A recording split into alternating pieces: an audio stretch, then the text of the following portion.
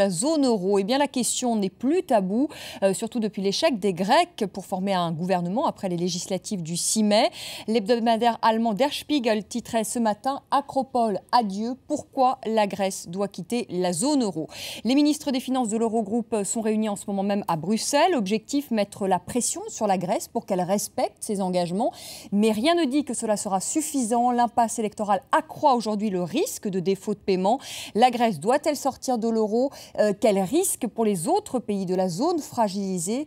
Qu'est-il possible encore de faire? Eh bien, on en parle ce soir avec nos invités, avec Philippe Dessertine. Bonsoir. Bonsoir. Vous êtes le directeur de l'Institut des hautes finances, auteur de La décompression des solutions après la crise, et c'est aux éditions Anne Carrière. Avec nous, Jean-Jacques Rosa, bonsoir. Bonsoir. Vous êtes économiste, professeur des universités, auteur de L'euro, comment s'en débarrasser, et c'est aux éditions Grasset. Et puis avec nous, Jean-Dominique Giuliani, bonsoir. Merci d'être avec nous.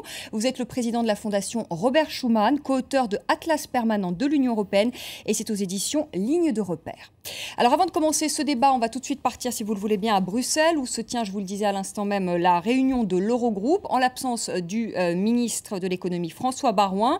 Alors Katalin Landaburu, bonsoir. Katalin, alors à l'ordre du jour de cette réunion, la crise grecque et les ministres qui vont mettre la pression aujourd'hui sur les Grecs.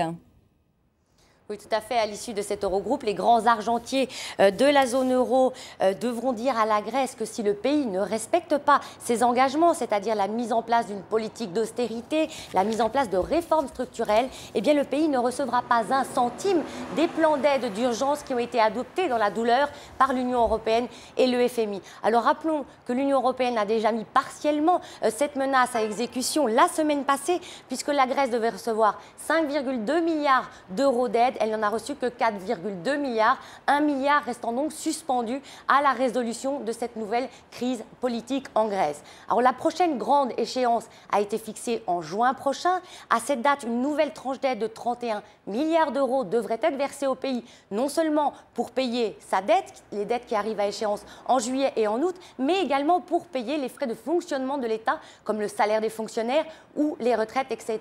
Donc d'ici là, si la crise politique n'est pas réglée, le pays sera clairement menacé de faillite, et en cas de faillite, le pays sera contraint de sortir de la zone euro. Comme vous l'avez dit, cette hypothèse qui était taboue jusqu'à aujourd'hui est maintenant clairement évoquée, et pas seulement en Allemagne, pas seulement dans les pays du triple A, mais aussi à la Commission européenne. José Manuel Barroso, qui était jusqu'alors le garant de l'unité de la zone euro, l'a déclaré la semaine passée. La Grèce devra sortir du club de l'euro si elle ne respecte pas ses engagements. Et c'est bien ce même message qui sera à nouveau répété par les grands argentiers de la zone euro ce soir. Merci Katalin Landaburu. En direct de Bruxelles, Philippe Dessertine, est-ce que la Grèce doit sortir de la zone euro? Non, elle ne le doit pas. Ça a été bien entendu la raison pour laquelle la communauté internationale et l'Union européenne s'est tant battue depuis maintenant plusieurs années. Je crois qu'évidemment, on ne peut pas dire d'un seul coup « Ah bah oui, bah finalement, un tabou est tombé, on peut commencer à en parler ». Nous nous sommes battus sans cesse pour que cette catastrophe ne se produise pas. Cela étant, si la population grecque vote pour sortir, il est évident que là, les choses sont différentes. Ce qui n'est pas le cas, et c'est tout le paradoxe d'ailleurs, c'est-à-dire qu'ils dénoncent l'austérité, la rigueur dont ils sont victimes aujourd'hui, mais dans le même temps, je crois que 70% des Grecs souhaitent rester dans la zone euro. Oui, mais s'ils votent pour, par exemple, des partis politiques qui disent « nous voulons rester dans l'euro, mais nous ne voulons pas respecter l'ensemble des contraintes qui nous ont été assignées », ça veut dire, de fait, qu'on va vers une sortie de l'euro. Donc, c'est-à-dire, là, véritablement, il y a la question de savoir pour qui la population grecque vote, et quelle est la réaction des politiques éventuellement qui prennent le pouvoir en Grèce. À partir du moment où cette réaction est manifestement une réaction incompatible avec le maintien dans la zone euro, alors là, évidemment, la question se pose. Et on voit bien que, par exemple, en Allemagne, on est plutôt en train d'essayer de dédramatiser pour la population allemande cet événement qui sera un événement de nature cataclysmique par rapport à l'économie européenne. Et il faut continuer à se battre, donc. En ce qui concerne les Européens, ça ne fait aucun doute, mais véritablement aucun doute. Et là, j'ai vécu moi-même la situation de l'abandon de Lehman Brothers, qui était tout petit par rapport à ce qui se passe aujourd'hui. On avait les jours avant tout un tas de personnes qui vous expliquaient que ce n'était pas grave. Et ensuite, on s'est rendu compte du cataclysme que ça pouvait représenter. Nous sommes là dans un Lehman Brothers puissance 100 ou puissance 1000. Jean-Jacques Rosa, est-ce que la Grèce doit sortir de la zone euro? Est-ce qu'il faut continuer à se battre pour la Grèce? Mais il faut bien comprendre que nous ne nous battons pas pour la Grèce. L'euro a conduit la Grèce dans une impasse et ce que les gouvernements européens ont fait, c'est alourdir la charge de la dette grecque qui était déjà excessive en imposant une politique d'austérité qui contracte le produit national grec, c'est-à-dire la capacité de servir les intérêts sur cette dette et de s'endetter davantage. C'est impossible.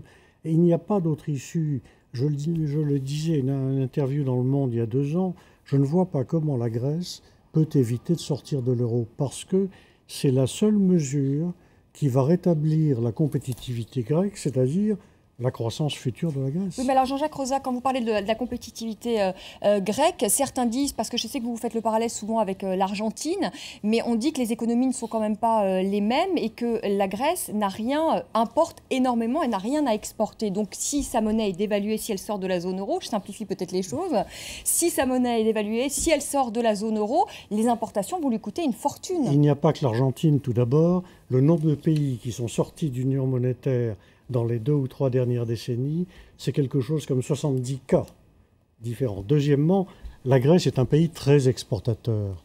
Sa première industrie exportatrice, c'est le tourisme. 18% du produit national. Et par conséquent, le taux de change est une variable clé pour l'économie grecque, comme pour toutes les économies ouvertes que sont aujourd'hui les économies européennes. Donc nous sommes dans des situations où les économies européennes, et spécialement celles du Sud, sont victimes d'un mauvais taux de change qui est imposé par l'euro. Jean-Dominique Gilienne, quand vous entendez Jean-Jacques Rosa, parce que vous êtes quand même un défenseur de l'Europe, est-ce que ça vous fait un peu frémir? Est-ce que l'idée que la Grèce sorte de la zone euro et que ce soit même une bonne chose, comme le dit Jean-Jacques Rosa, est-ce que vous partagez ce point de vue? Je ne pense pas. Écoutez, moi, je pense, contrairement à M. Rosa, dont je connais les thèses, je pense que l'euro n'est pas le problème. Et je pense que l'Europe n'est pas le problème, mais une partie de la solution, à condition peut-être de le gérer différemment. Mais à partir du moment où on commence à dire on a créé la zone euro, c'est pour ça que la Grèce est en faillite, d'abord ce n'est pas vrai. C'est parce que l'État grec a été défaillant et que ses dirigeants ont été défaillants et ont creusé des dettes qui ne sont pas dues au niveau de l'euro, mais qui sont dus à une gestion étatique qu'on n'imagine même pas dans des pays comme la France, n'est-ce pas? Mais justement, est-ce qu'il n'y a pas une responsabilité aussi des Européens à cette époque d'avoir fait entrer la Grèce dans l'Union européenne? Comme le dit le professeur de Sertine aussi, on se bat pour essayer de garder la Grèce dans l'euro, parce qu'il y a aussi une solidarité de l'Union européenne. La Grèce a énormément reçu d'argent de l'Europe. Alors on peut aussi dire, certains le disent en Grèce, qu'il n'aurait pas fallu le faire.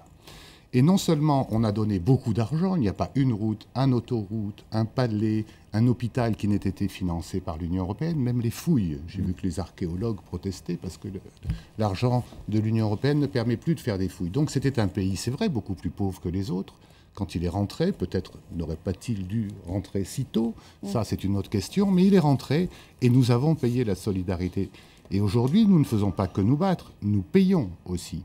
Je rappelle quand même que l'Union européenne a mis à la disposition, toutes sommes confondues avec le FMI et les banques, plus de 340 milliards d'euros, ce qui ne s'est jamais produit dans l'histoire contemporaine moderne. Monsieur le professeur, dites-moi si je me trompe, et que l'Argentine, on ne peut pas souhaiter, n'est-ce pas, pour la Grèce, le sort de l'Argentine, parce qu'elle s'en est sortie, mais au bout de combien d'années et de combien de misères.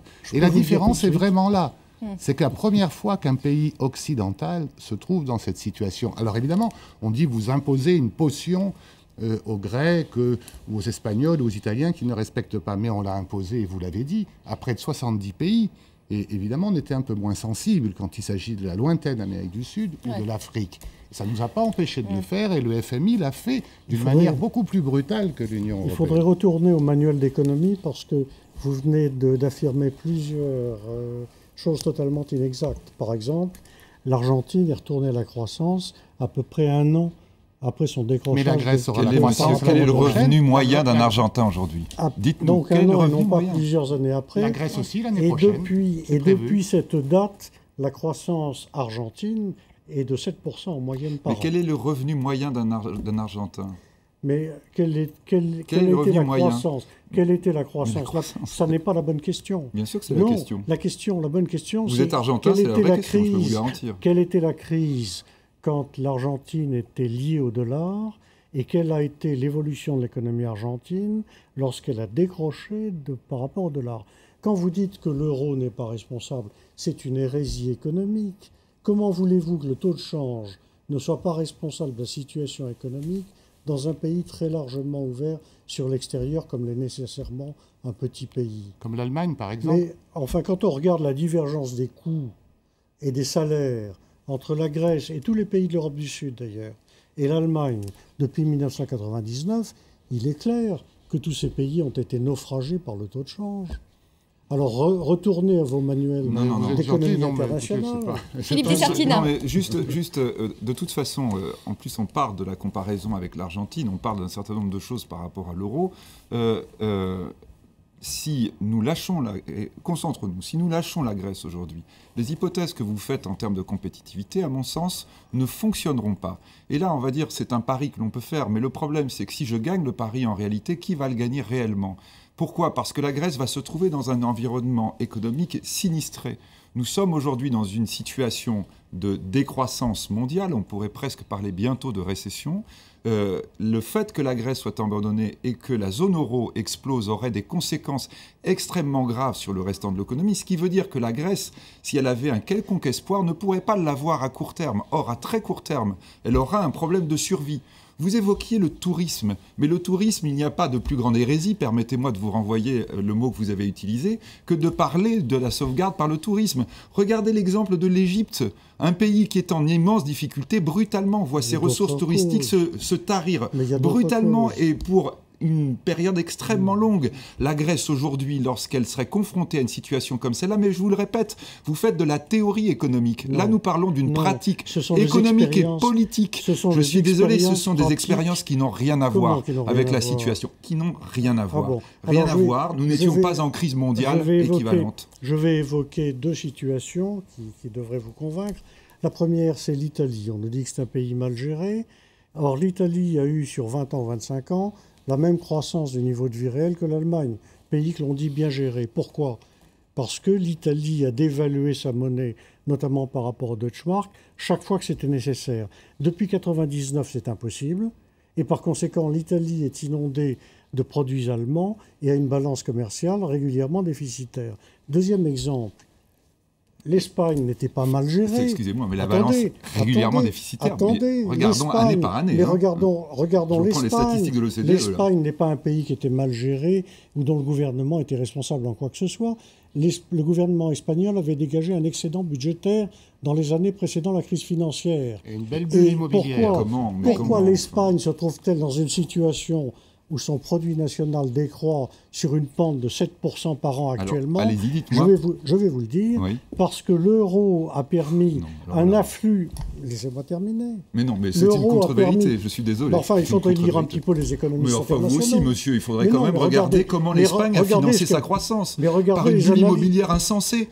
Mais pourquoi cette bulle immobilière insensée? Parce qu'elle a emprunté par ce biais-là. Parce qu'elle a pu emprunter, parce que... elle a pu emprunter en euros à un taux d'intérêt faible, alors que son inflation était supérieure au taux d'intérêt. Ce qui lui a donné, alors que ce taux d'intérêt était adapté à l'Allemagne, il a donné des taux d'intérêt négatifs réels en Espagne. Mais elle n'était pas obligée d'emprunter pour de l'immobilier, enfin, écoutez, vous êtes un financier. Oui. À des taux d'intérêt réels négatifs, eh bien, vous pouvez investir dans de l'économie. Les agents économiques empruntent, et ils empruntent beaucoup. Absolument. Et c'est ce qui a créé la bulle immobilière en Espagne. Mais pas forcément pour de l'immobilier. Enfin, vous ne pouvez pas dire que c'est la faute de l'euro.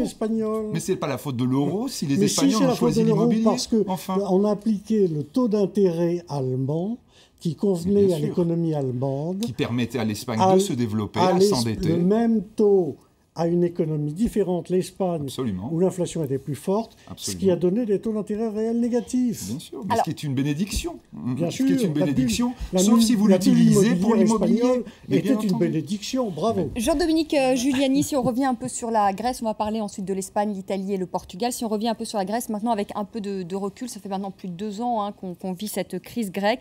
Est-ce que les Grecs, finalement, est-ce qu'ils étaient mûrs pour rentrer dans l'Union européenne? Écoutez, je sais pas.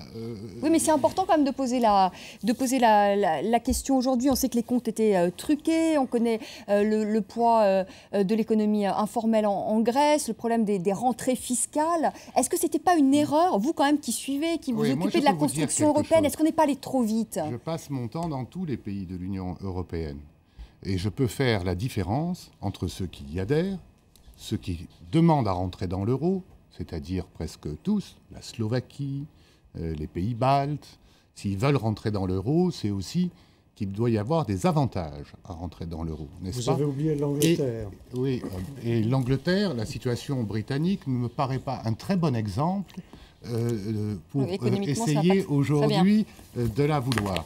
Et je pense que si vous voulez, l'intégration européenne, l'intégration par la monnaie, demeure un calcul valable. Lorsqu'on voit comment ces pays se sont transformés, comment le niveau de vie s'est amélioré. Et aujourd'hui, c'est vrai, on découvre un certain nombre d'imperfections dans le fait qu'on fait trop confiance aux États alors qu'on a une union monétaire et qu'on n'a pas transféré après l'euro suffisamment de pouvoir en matière économique, budgétaire et fiscaux notamment. Et on a longtemps Est-ce qu'on n'est pas allé parlé- trop vite finalement? C'est-à-dire que d'abord on a Non, créé au l'euro et contraire, finalement on on est n'a allé pas, trop on s'est pas occupé de lentement. l'union monétaire. On est allé trop lentement. On a fait l'euro gouvernance. et on a posé le sac.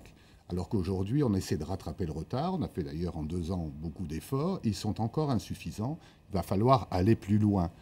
Et sinon, je ne m'explique pas, et ça, ce sont des chiffres, ce ne sont pas des théories économiques, pourquoi des pays plus endettés que l'Union européenne se portent moins mal en termes d'image, comme les États-Unis ou le Japon, parce qu'ils ont des gouvernements intégrés. Donc, on a entamé l'intégration et on s'est arrêté. Elle s'est ralentie. C'est tout.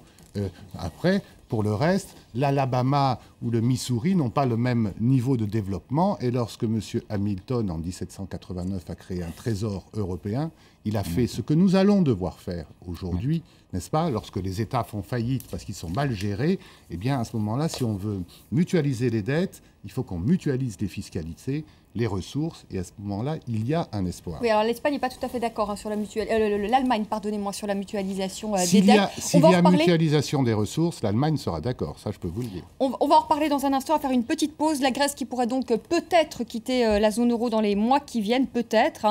Mais la question qui se pose aujourd'hui, c'est que vont devenir l'Espagne, le Portugal ou encore l'Italie? La zone euro va-t-elle imploser? Voilà les questions que nous poserons à nos invités. À tout de suite.